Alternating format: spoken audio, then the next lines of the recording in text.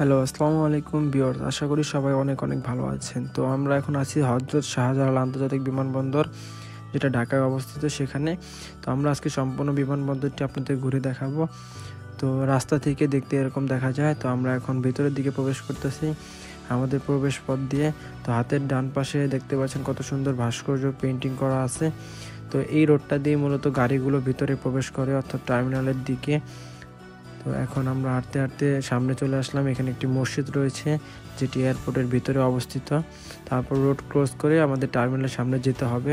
তো road cross করার পর আমাদের সামনে টার্মিনাল থাকবে এবং হাতের ডান পাশে যে ভবনটি দেখতে পাচ্ছেন এটি হচ্ছে মূলত কার পার্কিং এরিয়া। তো এখন আমরা আছি 2 নম্বর টার্মিনালের সামনে।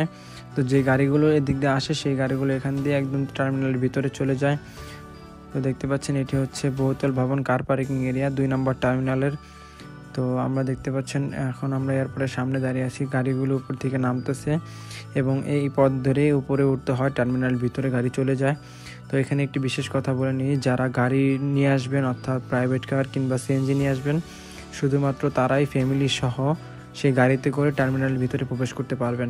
আর যারা হেঁটে আসবেন তারা শুধুমাত্র যে যাত্রী সে ছাড়া অন্য কেউ টার্মিনালের উপরে অর্থাৎ দ্বিতীয় তলায় প্রবেশ করতে পারবেন না। তো এখন এটা হচ্ছে এয়ারপোর্টের সামনের এরিয়া, এখানে মূলত গাড়িগুলো রাখা হয় এবং এই পথ ধরে 1 নম্বর টার্মিনালে যে গাড়িগুলো আসে সেই গাড়িগুলো এই পথ ধরে বেরিয়ে যায়। তো দেখতে পাচ্ছেন কত সুন্দর ভিউ। এখানে বঙ্গবন্ধুর ভাস্কর্য আছে, এখানে তার ছবি দেওয়া আছে।